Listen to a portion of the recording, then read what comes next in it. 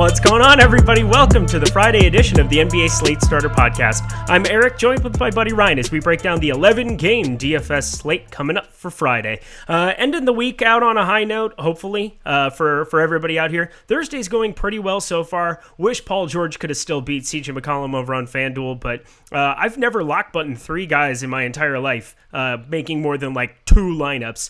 Paul George, lock. RJ Barrett, lock. Bam Adebayo, lock. Can't recall it. Friend Pack, how's your slate going? Yeah, we'll see how the slate ends up going with Dwight Howard just getting ejected after two technical fouls, which really changes the night slate, the showdown slate, the single game slate, the whole slate really if you went there. Which I had a handful of shares just because I potentially. Now, he's definitely not going to play 32 plus minutes. That means on to Friday we go. Yeah, no, he's definitely not going to do that. I'm going to say that he's probably going to play 0 more minutes, but that's just a guess. Wow, I actually just saw that too. That's crazy. I don't think I have that much, but I'm pretty sure that Tobias Harris is in a better spot. If you played Paul Reed on the showdown slate, congratulations. Go to the window, collect your money. Mike Scott, maybe a couple threes, who knows? But 5-gamer, a little different than the 11-gamer we have to look forward to here for tomorrow. But get down to that bottom bar, hit the like button, definitely hit that subscribe button. If you can, just jam that thing if you're watching on YouTube. It goes a long way for us. And hit that notification bell so you know when this and all the other content is going live here at Awesemo. We are sponsored, as we always are from here on out, by monkeyknifefight.com. We'll get to them here in a little bit, but you ready to get started, my dude? Let's do it. Let's do it. All right. Sitting over on DraftKings, it's very strange looking at the top end of point guard because Luka Doncic just got done burning the entire universe. He's at 10,900. I'm going to go back to the well against Indiana. I really don't see any reason why not. James Harden's the big question mark that we have up top there. 10,800 up against Detroit. Ended up sitting out against Utah. I honestly just think that was like a scheduled day of rest. He was never going to play in a double-digit game where they were basically going to get smacked whether he played or not. LeBron James, 10,300. He's going to be out. Damian Lillard on a back-to-back, 10,200. We just saw CJ McCollum just put up quantities of points. I saw he was at 35 raw points, well over 40 over on FanDuel. So I'm curious what his ownership's going to get out over on DraftKings. Damian Lillard at 10,200. It's starting to creep down, but still not the best of spots. You got Kyrie and Steph out, and then Trae Young. So you really have kind of four guys, a lot of Q tags, a lot of red O's next to people's names. Talk to me about the top end of point guard. Yeah, this slate, obviously, it's going to be the full 24 hours after the trade deadline. Still going to be up in the air who's available, who's not. And teams like Detroit will be affected. Orlando obviously will be affected. Just going to a quick rundown. Denver's going to be affected. Miami again on a back-to-back. Dallas slightly, but not really significantly. Toronto slightly with no Powell. And Atlanta slightly with the addition of Lou Will. We'll see what ends up happening. And Cleveland with the loss of JaVale McGee. Just going quickly down the list of the trades. Maybe I missed one here or there. Bear with me, but available. It's going to depend on some health and safety protocol issues, league transaction time, physicals potentially pending. So there's a lot of reasons to pay attention to news throughout the day, just because one person being in or out will change the rotations by significantly, and especially those shorthanded teams like the Magic. So going up top, obviously, Harden, if we were to go against Detroit, love him. Clear 70-plus fantasy point upside. Not against this Boston matchup. Obviously, it was disappointing, but I'm willing to go right back to him. Jokic versus the Pelicans. Sorry, I jumping around by upper price guys. Going back to Luka, 10-9.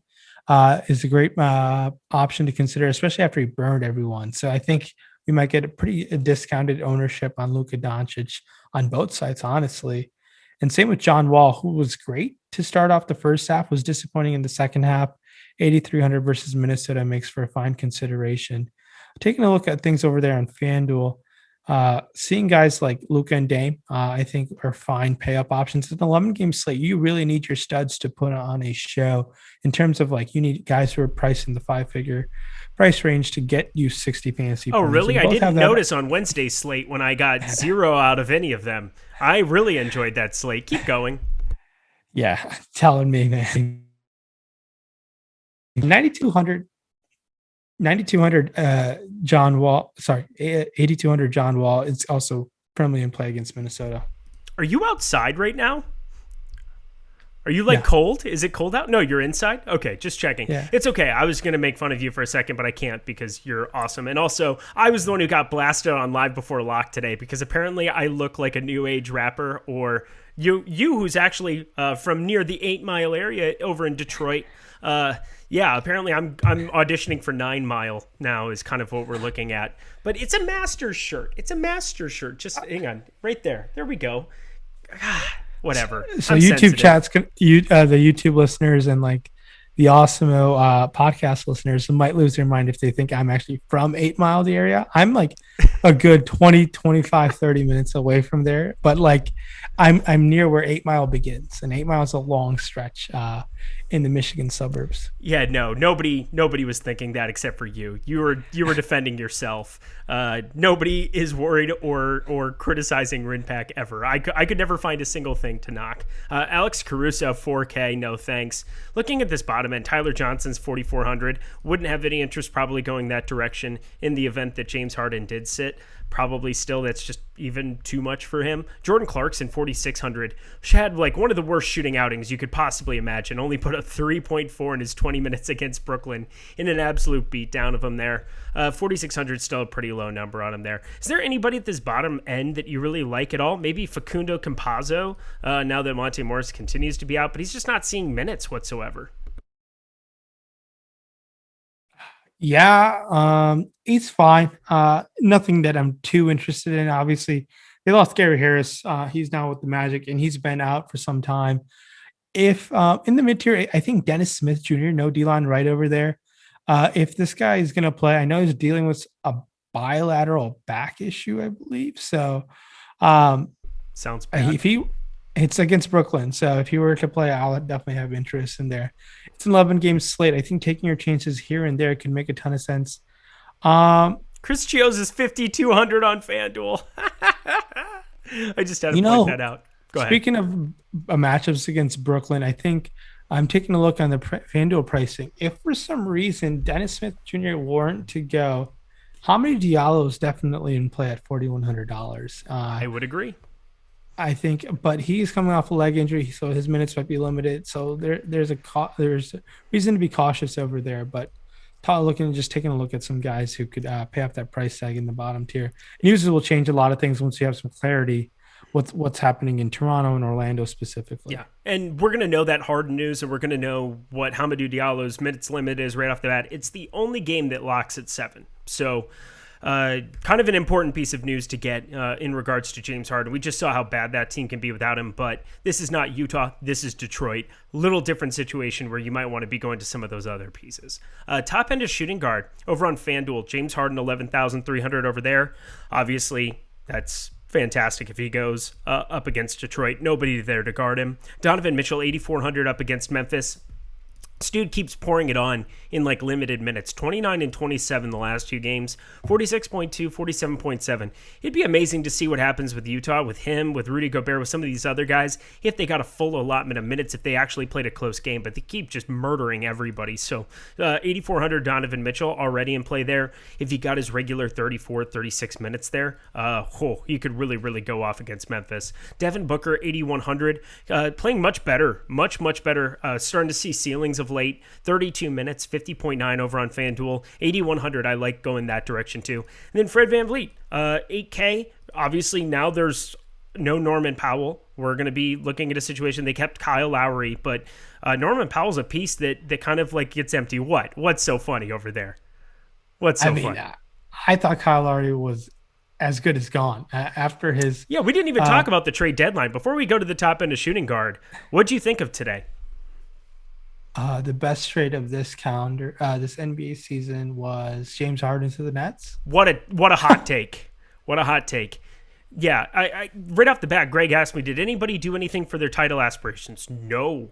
Who did anything that was like a big upgrade for them? Like Victor Oladipo is inefficient offensively. He's a good defender. Maybe Miami. That's what people said about Jimmy Butler, I suppose, is that, maybe he was dust after going to Philly, ruining that clubhouse, if you call it as such. He goes over to Minnesota, beats Cat into a pulp, makes him sad and leaves. And then Jimmy Butler goes to Miami and takes him to an NBA Finals. Maybe Oladipo, they can just flip the switch. Yeah, Oladipo's just like the guy's had some devastating leg injuries, so it's really unfortunate to see what he's gone through, and maybe he just takes time to get his body right, and maybe they get him on a nice contract deal, and they can go that direction for the years to come. I still think he can bounce back and maybe show flashes of his old self. We see how he fits in around Dragic, and they didn't have to give him much in terms of talent to get him, but just because no one really wanted him in that situation. Yeah, I think that was fine. NBA Twitter was really up in arms of Aaron Gordon going to Denver, which I found really interesting. Aaron Gordon is someone who I've thought is like an average basketball player, very athletic player, always hurt. Got traded for a player who was always hurt in Gary Harris, who I think is very a very good defender, and just kind of fit like Denver's filled a lot of things that Denver doesn't show up on the box score. And he would always guard like the best player on defense. Aaron Gordon's like an defender, like an average defender, I want to say. So this isn't NBA Twitter up in arms. This is you up in arms for your Denver Nuggets. I know you. You love Denver in a lot of ways. Like that was kind of your adopted team with Jokic, Gary Harris. You're kind of a stand for him. Am I correct about that? Yeah, I mean, I've been rooting for Denver back when Jokic and Nurkic were sharing the front court together. So I've been riding this team, kind of telling everyone, look, they're going to pan out. And last year they did. And I think it was fine with the move they did. I just don't think it makes them anything better than the Clippers. And the Clippers are the class of the West with the Lakers. I don't think they're good enough to beat those teams yet. I think Gordon coming in there limits Porter Jr.'s ability to grow as an offensive player, which is really disappointing. That's what I was like kind of better than Paul Millsap. Yeah, I think Millsap's there for his veteran presence in the locker room, keeping the locker room together. Dust. Anybody who rostered him at all is aware how dust he is. If you watched any of those basketball games, I liked Paul Millsap with Atlanta for sure, but go ahead. He put up 30 fantasy points last night. Outscored all the studs, it felt like. Yeah, he really did, which was disgusting. Like, just gets done burning everybody to a crisp in the game, and then gets on an 11-game slate. Nobody rosters him, and he goes off. Typical NBA DFS. Anybody at the top end on shooting guard? So James Harden was kind of the guy that we had highlighted, and Donovan Mitchell I love at 8,400. Again, he's been just doing crazy work in under 30 minutes the last two games. What's your interest level on both of those two? Yeah, no, sorry, I wanted to finish up. I liked Rondo to the Clippers weirdly.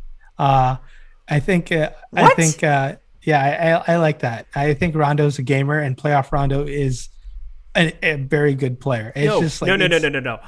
I'm not looking forward to this because if you played Bubble DFS, you know how tilting it was to have Rajon Rondo on a contender. Like him with the Lakers was one of the most impossible things to figure out what to do with Rondo in the bubble, because there were games where you faded him, you'd go for 50, then you'd roster him the next game at crazy ownership, he'd put up 10. It was bipolar basketball. You'd have to play him in the playoffs. I know, but it's playoff Rondo, national TV Rondo. That's the only times when Rondo's available to play. It's better than Lou Williams, who's just complete dust as well.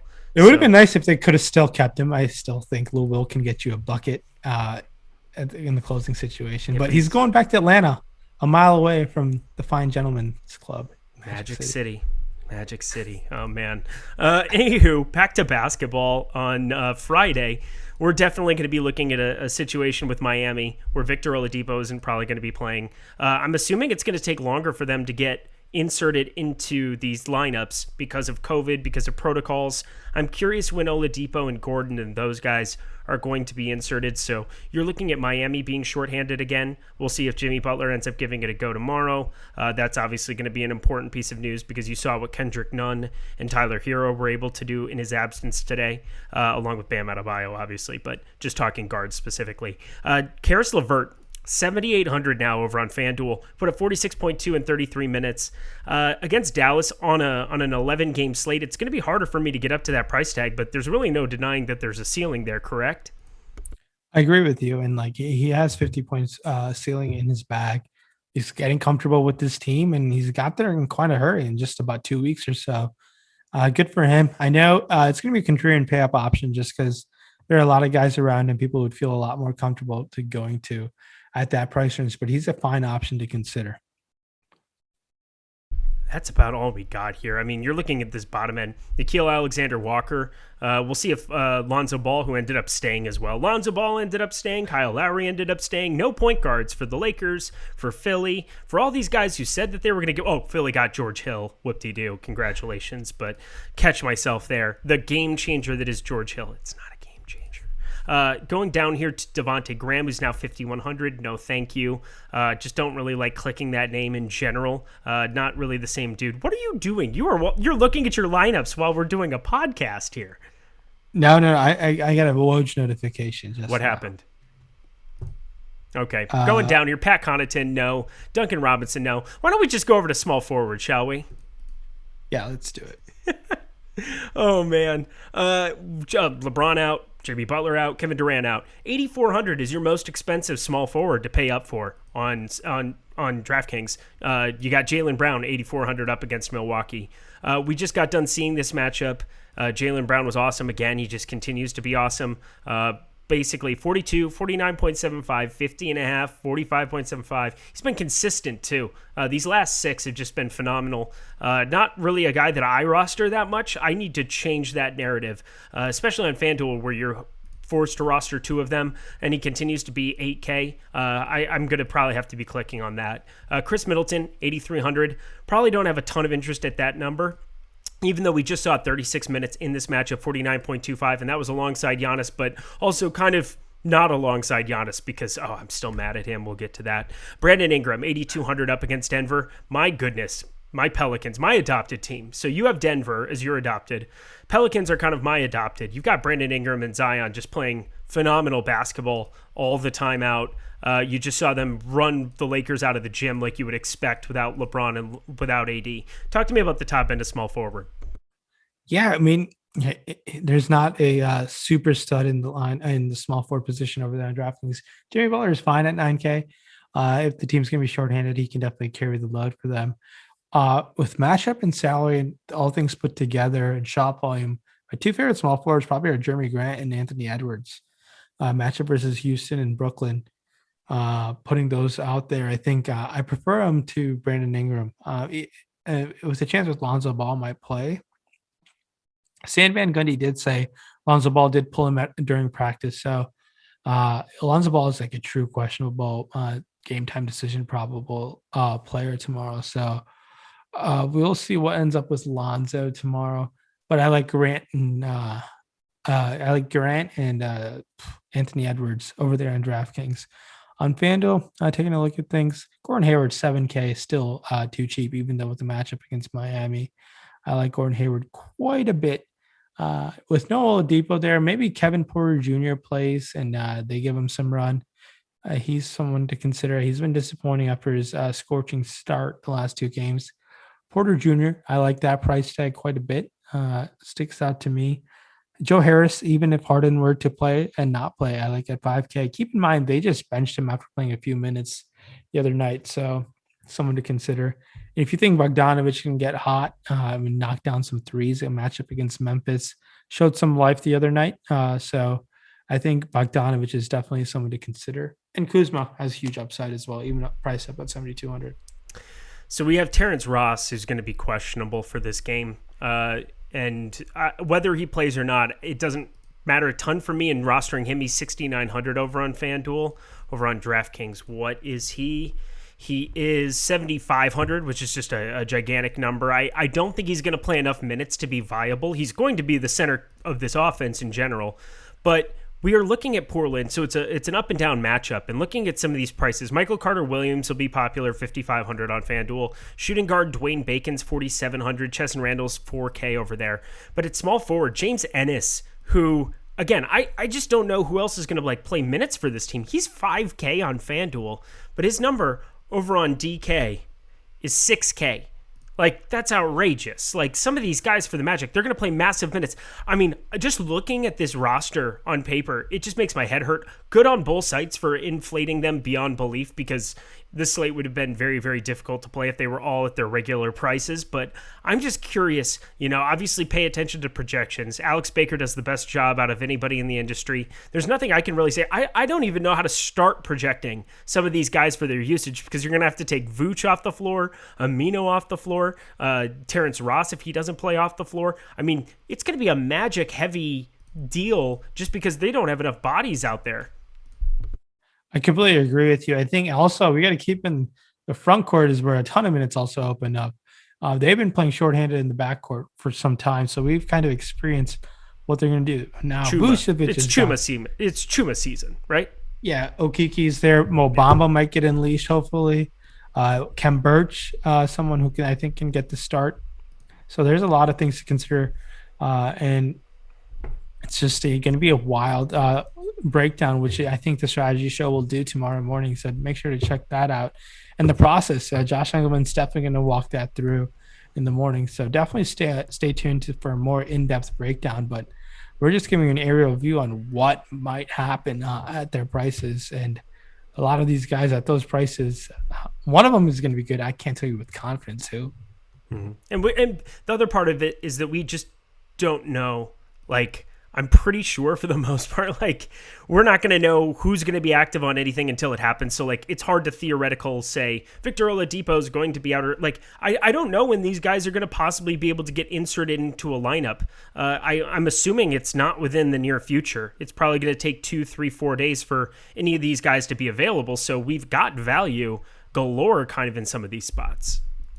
So Terry Stotts did say Norman Powell would join the team tomorrow, but they're not sure if he'd be able to play. So he's going to be already with the team, but they just don't know when everything can clear and have him ready to go. So it'll be interesting to see what comes down to the wire. Obviously, beat reporter news will be very key. Yeah, well, news of any kind is going to be super, super key on this slate. Guys, Monkey Knife Fight. Right now, if you go and you use the promo code Awesemo, super, super easy. All you have to do is go and use promo code Awesemo. You get a $50 match first deposit match bonus. So if you've never gotten the chance to go play NBA, UFC, PGA, all of the good things over on Monkey Knife Fight, go take a look and get $50 for free by using promo code Awesemo. They are the sponsor of the Slate Starter Podcast, and we cannot appreciate them any more than we do. Sitting on the top end of power forward, Giannis Antetokounmpo, 11,100, just got done burning the universe. I don't really care. I'm going back to him. I'm upset. I'm not happy about it. But now also Daniel Tice is out of there. Not that that's like a huge deal. But who's going to guard Giannis? Nobody's going to guard Giannis on the other side. Like, Jason Tatum's not going to guard Giannis. He's just going to go nuts, I hope, because honestly, that's like one of the worst games I've ever seen him play in my entire life. I'm just going through his box score. I see one other game in the 30s. February 1st against Portland, he put up 33.8 in 25 minutes when they just shellacked him. But yeah, otherwise, Giannis Antetokounmpo, I got to go back to the well there. Jason Tatum, the guy that aforementioned, 8,600, sitting right below him on FanDuel. Bobby Portis, sorry, I guess I just skipped. I clicked on the Boston-Milwaukee game. Domantas Sabonis, 8,800 there. Then Jason Tatum, 8,600. And then my dude, Zion Williamson, 8,300.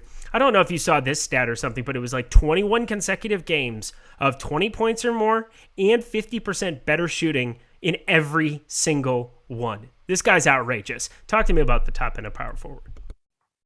Love going back to Giannis after he burned everyone. So I'm definitely going to have interest there. Going to your Zion, impressive run by Zion of late. $8,700 price tag, I definitely in play. Spending down to Porzingis, who popped off last time. Good to see that from Porzingis. Really good, one of his best, probably his best game of the season so far in terms of how well he was playing out there. So I liked Porzingis. I think we can definitely go to him. Jeremy Grant still has power forward eligibility. Atlanta kept John Collins, so I think that's a situation to monitor. With what Nate McMillan is doing with his minutes, they're winning a ton of games there. So someone we can consider. Over there in FanDuel, power forward up top, we got Giannis, we got Sabonis, Tatum. All those guys have serious upside. And regardless of matchup, love going to Giannis, even at 11-1, just because I think recency bias might put in lower his ownership more times than not, especially in a slate like tomorrow. Jeremy Grant, love that price tag, 7,300 against Brooklyn. Shot attempts are there. Matchup is there. Definitely has the upside of being the highest scoring power forward. So if you want to spend down on power forward, tough to on an 11 game slate to like a lot of guys at their respective price tags, but guys who stick out, Isaiah Stewart versus Brooklyn's getting a handful of minutes. I like that. And a guy like, as ridiculous as it sounds, I never advocated for Royce O'Neal, but 4,500, if this game were to somehow stay close, 30 minutes of him might get the job done. But outside of that, no one really. Maxi Kleber maybe, but Nicholas Claxton's priced up at 4,900. I think it's time to back away. It was time to back away forever ago. I just can't with this dude. Not 4,900 now. Yeah, he still only played 23 minutes in Utah. Burned everybody who played him. I actually had to play him once he got ruled out there, but such is life. Yeah, pretty excited about not having any Nicholas Claxton in my life. But Chuma Okeke, let's go. The Auburn rookie. I am excited to be rostering some Chuma if he can get to 30 minutes, because I think this cat's really good. You saw in the NCAA tournament how good he could be. Oh my God, he was unbelievable. He was the best player until he got hurt in that tournament. Huge bummer. I believe it was Bruce Pearl, the coach in Auburn, just was talking about how unbelievable he is as a basketball player and does so many of the different things. But he was the best player in the tournament last year, or 2 years ago it would have been, because COVID's a thing. Sorry about that. Anywho, anybody else here at power forward, or you want to wrap it up? Yeah, I know this Magic team, if everything, their rebuild might not be as long as people think. They got Fultz coming back. They have Jonathan Isaac, who's a phenomenal player when healthy. Okeke has shown some upside. Now, if they're going to roll out Wendell Carter at the 5 or Mo Bamba, definitely this rebuild, if done correctly, and a draft pick and a guy, if they were really going to tank and they can score a guy like Evan Mobley in the draft, or I don't know if Cade Cunningham. I don't think they can tank hard enough to get Cade Cunningham. Maybe okay, I didn't know. They got to beat the tanking the Timberwolves, the Detroit Tanks, and the Minnesota Timberwolves too. If they can out tank those guys, they could get Cunningham, but it'll be tough to out tank those two teams, in my opinion. Let's go to the top end of center here over on FanDuel. Nikola Jokic, 10,500. Karl Anthony Towns, 10,000. Karl Anthony Towns, I'm still mad at you. I also played only 33 minutes and put up 35 fantasy points.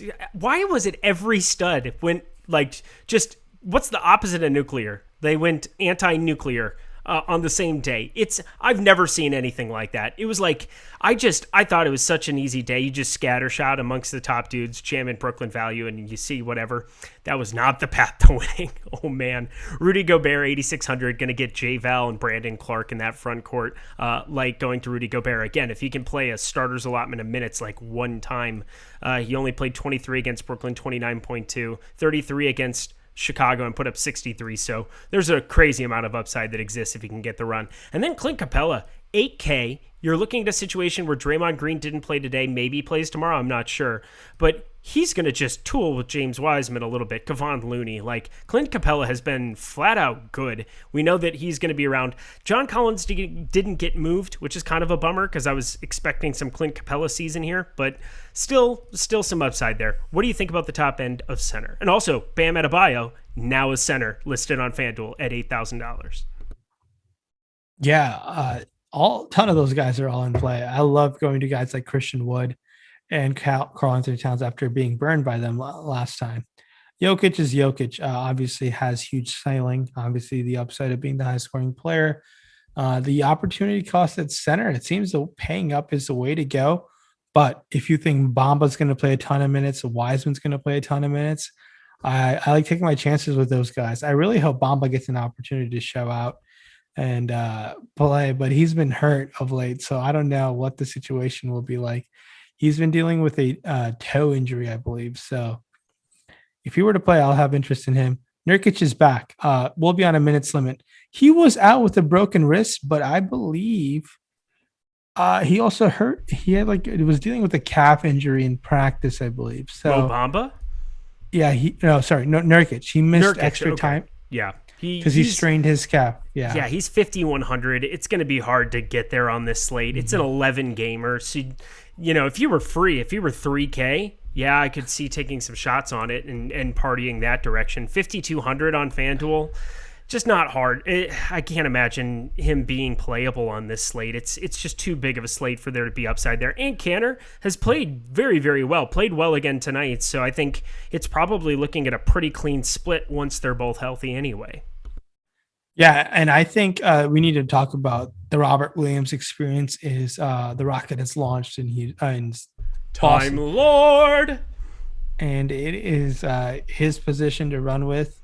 I believe Tristan Thompson will still out with COVID issues, so Robert Williams could start playing 30 minutes plus and pay off that salary in a massive, massive fashion. This guy is slowly coming around. It's been impressive how he's developed this season, and clearly, Boston believes in him. Danny Ainge wants him to run the keys in the front court rotation, as Daniel Tice has been moved on to Chicago, I believe. Yep.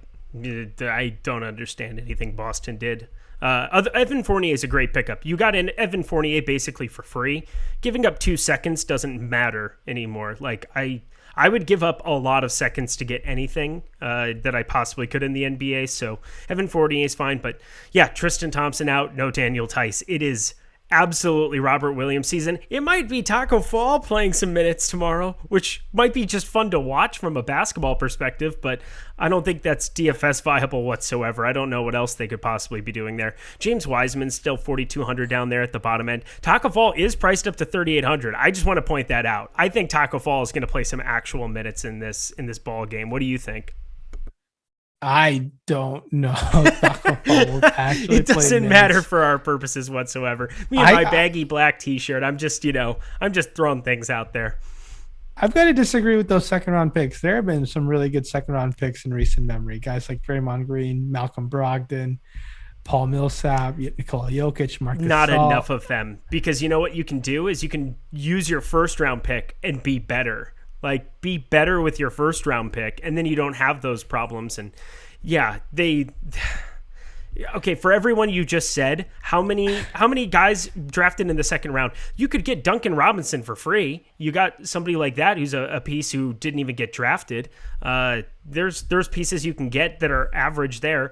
All the elite guys that you want to be reaching up for, you're going to kind of know who they are, and they're going to be top 20 picks from here on out. It's hard to be really that inept. Maybe that's just my take, but Evan Fournier, if you're trying to make any kind of a run, he's a guy who can at least score the ball. I feel like he'll fit in all right at shooting guard next to Jaylen Brown and Jason Tatum.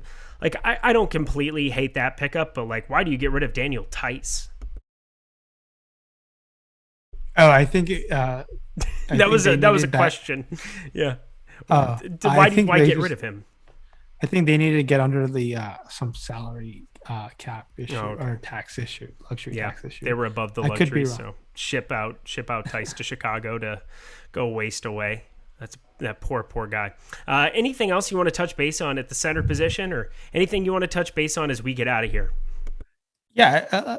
Well, let's talk about the Chicago team, what they did at the trade deadline. Obviously, they got the all-star in the trade deadline in Nikola Vucevic.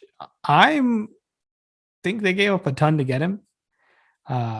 2 firsts and Wendell Carter, I believe. Now, they're going to be like, a mediocre team at best on average. Like, they're going to be, a 6th seed for years to come. I mean, I don't see them, being any good.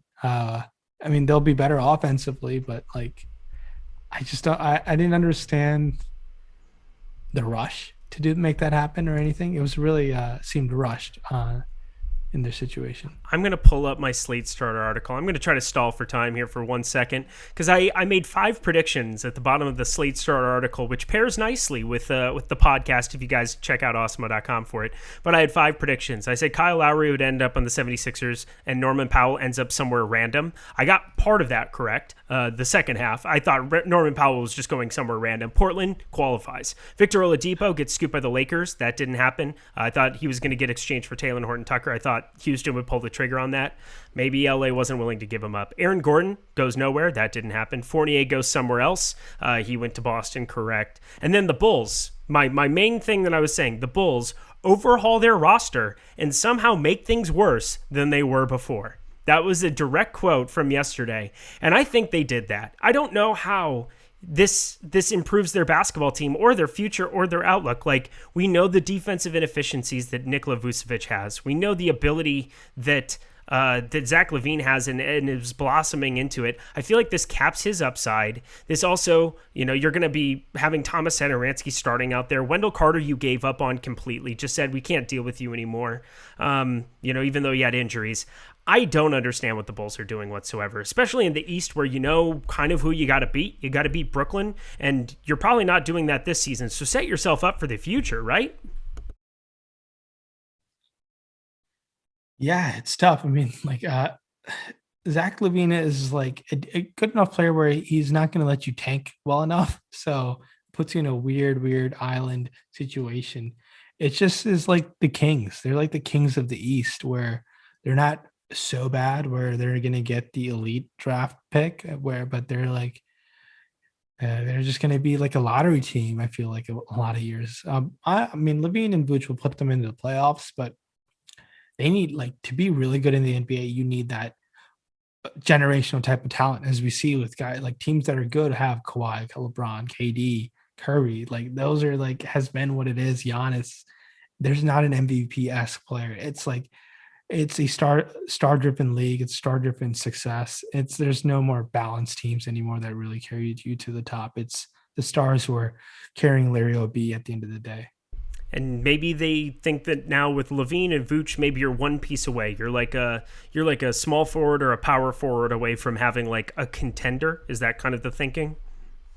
I think Arturos Casanovas said they want Chicago to be like a destination city. Don't get me wrong. Chicago is a great city to live in, but I don't know if stars are going out of their way to ball out with LaVine and Vucevic. That just doesn't seem very enticing. Two ball dominant guys who don't play much defense. That's cool. Yeah, I'm confused, but for the most part, I think the trade deadline in general was confusing. I think there were a lot of teams trying to figure out what to do, but not willing to give up young assets. And I think that makes sense. I mean, Tyler Hero showed what he was capable of tonight now that the pressure of possibly not getting traded is gone. And, Taylor Horton-Tucker wasn't going to get given up by the Lakers, it sounds like. But, that is just another trade deadline come and gone that was a little bit underwhelming compared to what I was expecting. But such is life. Rinpak, any final words for the people? I know we went a little long today, but 11-game slate plus the trade deadline, that'll do it for you. No, it was a crazy week in terms of DFS. A lot of abominations of performances across the board, and now we're getting an 11-game slate with the trade deadline news. So pay attention to the news. Thanks so much for tuning in yet again this week. We will catch you next week. Catch you guys later. Have a great weekend. Good luck.